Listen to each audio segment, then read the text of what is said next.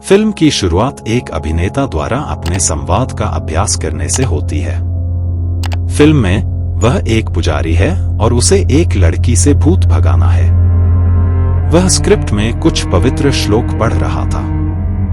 पढ़ने की उस प्रक्रिया में हम देखते हैं कि इस सेट की लाइटें अचानक टिमटिमाने लगती हैं। जिस कमरे में वह खड़ा था, वह कमरा बहुत तेजी से हिलने लगा। अचानक किसी अदृश्य चीज ने अभिनेता पर हमला किया और उसे मार डाला। यहां सीन कट जाता है और हमें ली और एंथनी दिखाए जाते हैं। एंथनी खतरनाक पदार्थों का आदी है। इस वजह से उसकी अपनी बेटी के साथ उसका रिश्ता बहुत खराब है। उसकी बेटी उसे पापा तक नहीं कहती थी। और यह सब तब से है जब एंथनी की पत्नी की मृत्यु हो गई थी। अपनी पत्नी की दुर्घटना से पहले एंथनी एक अभिनेता था, लेकिन उस दुर्घटना के बाद वह खतरनाक पदार्थों का आदी हो गया और उसने अपना सारा काम छोड़ दिया। अब लगभग 2 साल तक पुनर्वास केंद्र में रहने के बाद एंथनी काफी हद तक स्थिर हो गया था। इसलिए उसे फिर से फिल्मों में भूमिकाएं मिलनी शुरू हो गईं। और अब उसे उस अभिनेता की भूमिका दी गई जिसे हमने फिल्म में मरते हुए देखा है। यह भूमिका मिलने के बाद एंथनी बहुत खुश हुआ। वह चर्च जाता है और कबूल करता है। उसने अपने जीवन में बहुत सारी गलतियां की थी। अपनी पत्नी की मृत्यु के बाद उसने अपने परिवार को नष्ट कर दिया। वह एक नशेड़ी बन गया और अपनी बेटी से भाग सकता था। लेकिन अब वह चाहता था कि सब कुछ वापस अपनी जगह पर आ जाए। वह एक बैंक में काम करना चाहता था और अपनी बेटी के साथ सामंजस्य बिठाना चाहता था। और साथ ही वह अपनी पत्नी की आत्मा को शांति देना चाहता था।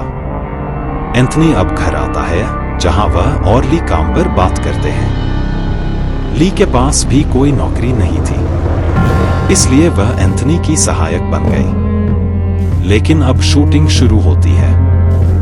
ली अपने पिता के साथ शूटिंग पर आती थी, जहां उसे फिल्म का मुख्य किरदार ब्लेक भी मिला, जिसके साथ उसकी अच्छी दोस्ती हो गई। ब्लेक उसे यह पूरा सेट दिखाता है। और जब ये लोग एक ऐसी जगह से गुजरते हैं जहां 2 रोबोट लेटे हुए हैं, जैसे ही उसने ली को देखा, एक रोबोट अजीब तरह से चिंगारी मारने लगा। खैर, अब शूटिंग शुरू होती है और एंथनी शूटिंग सेट पर पुजारी से अपने किरदार के बारे में बात करता है। जब ये लोग बाइबल की कुछ श्लोक के बारे में बात कर रहे थे, हमने देखा कि एंथनी की नाक से खून बहने लगा था। लेकिन एंथनी ने इसे अनदेखा कर दिया, यह सोचकर कि यह उसकी दवाइयों का साइड इफेक्ट हो सकता है। अंतिम संस्कार के दृश्य को बहुत अच्छे से कवर किया गया है। उसके बाद ली और एंथनी अपने घर आते हैं। एक रात जब ली अपना फोन इस्तेमाल कर रही थी, तब उसे अपने लाउंज से एक अजीब सी आवाज सुनाई दी। जब वह चेक करने गई तो दूसरे कमरे का दरवाजा बंद था। तभी किसी ने किचन में नल चालू कर दिया। जैसे ही वह किचन में गई और नल बंद किया, तभी उसे ताला खुलने की आवाज सुनाई दी। दरवाजा अब खुला था, जो पहले बंद था, और अंदर कोई नहीं था। वह इन सब बातों को नजरअंदाज करके अपने कमरे में जाने वाली थी।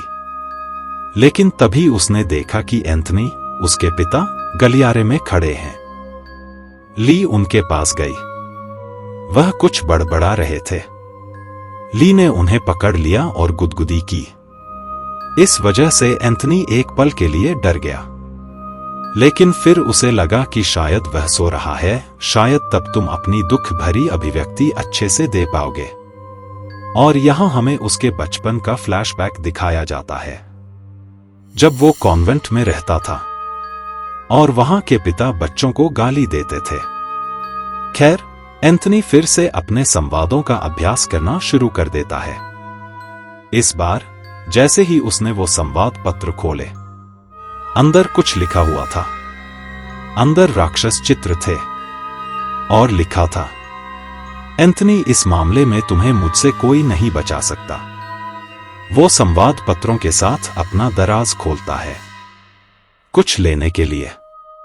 उसे दराज में एक क्रूस दिखाई देता है। जैसे ही वो क्रूस दिखाता है, अचानक फ्लैशबैक में उसका बचपन का जीवन भी दिखाया जाता है, जहां पहले उसके पास वही क्रूस हुआ करता था। अब थोड़ी देर में ली यहां आता है और उससे पूछता है, क्या तुम्हें कोई परेशानी हो रही है? तुम संवाद क्यों नहीं दे पा रहे हो? तब एंथनी कहता है कि मैं बाइबल के पवित्र वचनों को संवाद के रूप में नहीं दे पा रहा। ये सुनकर वो उठ जाता है।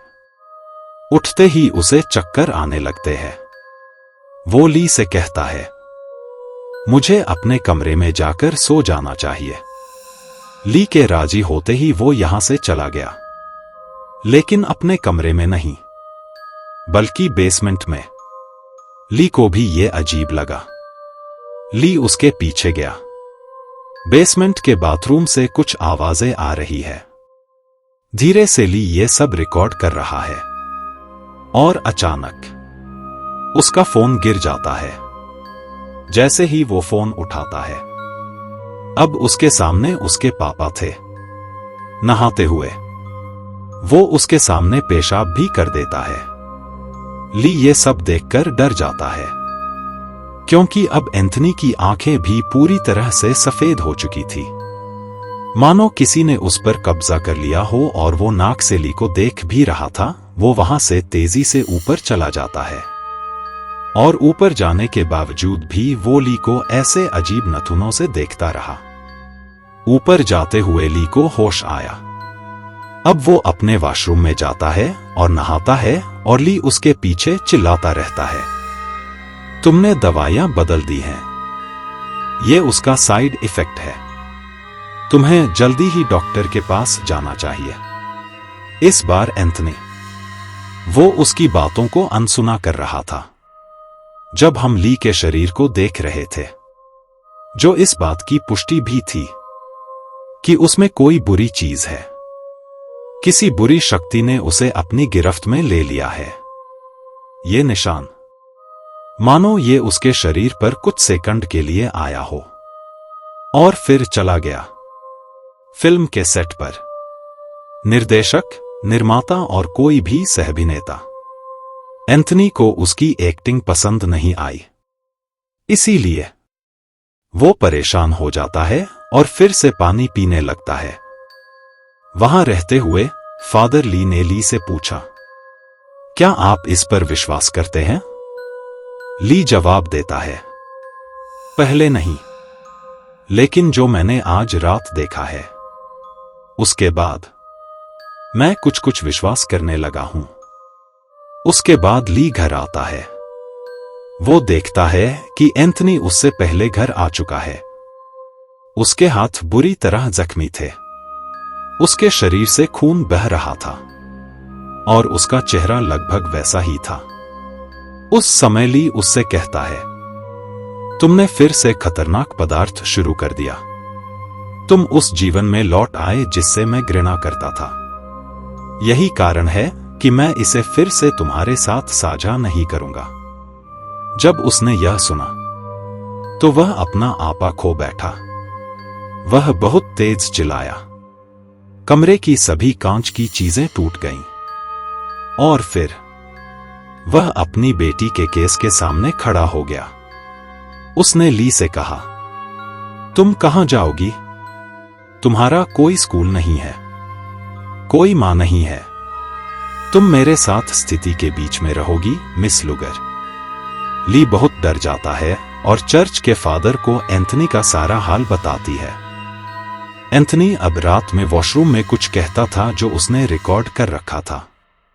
जब फादर ऑफ द चर्च ये सुनते हैं तो वो भी डर जाते हैं, क्योंकि ये मामला बहुत गंभीर था। इस स्टेप में एंथनी खुद डेमन मोलोच को बुला रहा था और ये बहुत गंभीर बात थी। फादर ऑफ द चर्च ली से कहते हैं, तुम अपने घर जाओ, इससे पहले कि मैं कुछ करूं डेमन मोलोच और एंथनी पर मुझे और रिसर्च करनी है। ये रात में दिखाया गया है।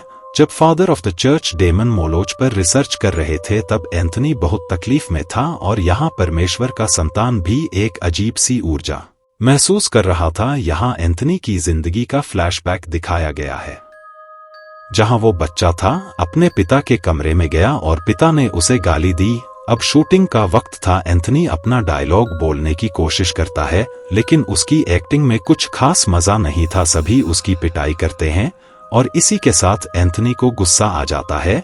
वो अपने हाथ में लिया क्रूस फेंक देता है और सीढ़ियों से नीचे उतर जाता है।